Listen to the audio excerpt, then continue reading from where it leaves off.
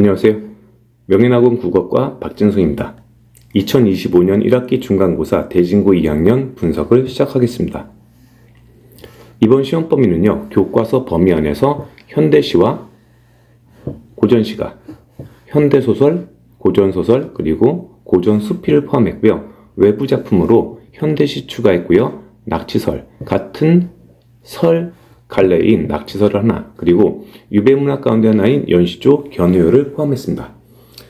그렇게 많지도 적지도 않은 일반적인 수준의 시험 범위였고요. 이런 범위를 바탕으로 해서 문항 구성은 이렇습니다. 논술형 문항 한 문항을 10점 배점하는 건 1학년 때부터 계속 나왔던 특징이고요. 문항 구성을 보시면 현대시 문항이 가장 많고요. 현대시가 범위가 가장 많았습니다. 그리고 나머지 문항들은 유사한 수준으로 되어 있는데 보통 다른 작품들과의 연계, 특히 소설마저도 같은 작가의 다른 작품을 함께 연계했습니다. 고전시가도 다른 고전시가들, 그리고 사설시조, 평시조 함께 연계했고요. 여기서 논술형이 한 문제 제시됐습니다. 변별력 요소를 보시면 다수의 외부 작품 연계, 그러니까 앞에서 제시했던 시험 범위는 평이한 수준의 문제 범위였지만 실제 시험지에서 연계된 작품들 수는 굉장히 많습니다. 현대시 같은 경우에도 마찬가지, 고전시가, 그리고 심지어 현대소설까지. 현대시는 학생들이 익숙하게 보는 작품들도 있지만 익숙하게 보지 못한 작품들도 함께 출제되었습니다. 고전시가에서는 같은 유배문학이자 같은 작가의 작품인 몽천요가 함께 제시됐고요. 평시조 다수 있고요. 사서시조, 그리고 고대 가요 가운데 공모도화가까지 있습니다. 문항 구성 보시면 첫 번째 문항 예시가 대진고에서 일반적으로 나타나고 있는 그 변별력 요소 가운데 하나인 다른 작품들을 함께 지시하고 현실에 대한 대응의식과 윗글의 가장 유사한 것, 그러니까 화자의 태도를 묻는 문제들이 나타납니다. 이 가운데 수능 국어 공부를 하는 친구들이 익숙하게 본 작품들도 있고요. 아닌 작품들도 있어서 작품에 대한 가장 기본적인 시상 파악 능력은 가지고 있어야 합니다.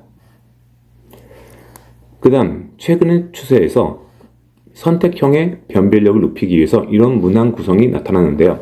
선택형이라고 해서 일반적으로 5가지 선지 가운데 하나만 선택하는 문항은 가장 일반적인 특징이고요. 그걸 넘어서서 여러 가지 항목들 가운데 5개 항목 가운데 올바른 것이 몇 개 있는지, 또는 2개인지 3개인지 이걸 각각 항목별로 평가하는 문제를 요구합니다. 사실상 5개 가운데 하나가 아닌 5개 가운데 여러 개를 선택하는 문항 구성이 되어서 변별력이 높습니다. 예컨대 이런 문제입니다. 발문에 보시면 보기에서 있는 대로 고른 것은 이라고 나옵니다. 5가지 항목 가운데 2개만 맞을 수도 있고요. 4개까지 맞을 수 있고 심지어 5개 모두 다 맞는 경우도 나타날 수 있습니다. 이런 문항도 마찬가지입니다. 서술상의 특징을 모두 고른 것은 이라고 묻기 때문에 이 6가지 항목 가운데 무엇이 적절한지 아닌지를 각각 항목별로 판단해야 하는 부담이 있습니다. 외부작품 연계 문항. 모든 학교에서 외부작품을 연계하긴 하는데요. 시험 범위와 제시된 시험 범위와 관련있는 내용과 형식의 관련성을 지닌 작품도 있지만 고전문학이나 현대문학을 아울러서 낯선 작품을 추가하는 것이 변별력의 요소로 작용하고 있습니다. 유충열전에 대한 해설을 제시하고요. 다소 긴 내용의 선택지들을 구성하는 특징을 볼 수 있습니다. 견해어와 관련지어서 작가의 생애와 관련지어서 정보가 제시되고요. 그 이외에 몽천요라고 해서 같은 작가가 썼던 일종의 유배문학의 가운데 하나인 몽천요를 제시해서 두 작품의 공통점과 차이점, 시어의 기능들을 아울러 평가했습니다. 선택지의 구성 역시 두 작품을 각각 나누어서 그 시어의 기능들을 함께 평가할 것을 요구합니다. 신경리의 파장이 함께 나왔는데요. 시험 범위 안에 제시됐던 고재중의 세안도와 연계된 작품이어서 이전 작품들은 수능 국어를 공부하는 친구들에게는 익숙한 작품이긴 합니다. 하지만 선택지에서는 그렇게 녹록지가 않습니다. 다양한 표현성의 특징, 그리고 화자의 정서와 태도를 함께 진술하고 있는 선택지를 구성하고 있습니다. 이런 문제 역시 마찬가지로 대진고에서 일반적으로 나타나고 있는 변별력 요소인데요. 시조들을 제시하는데 보통 수능 국어를 꾸준히 공부하는 친구들 가운데 이렇게 언급되는 시조들 가운데 처음 보는 작품은 없을 겁니다. 더욱이 이 작품은 낙치설의 탄로가 늙음에 대한 한탄을 담고 있는 작품에서 관련된 시조들을 주제상으로 묶었기 때문에 보통 시험 대비를 할 때 대부분 보았던 작품들입니다. 14번 문제 보기는 백석의 수필을 가져왔습니다. 백석의 현대시를 제시하고 그와 관련지어서 해석할 수 있는 단서가 되는 수필을 제시해서 시어의 기능이나 표현상의 특징들을 아울러 물었습니다. 17번 문제는 미스터 방과 관련지어서 두 가지 자료가 제시되었는데요.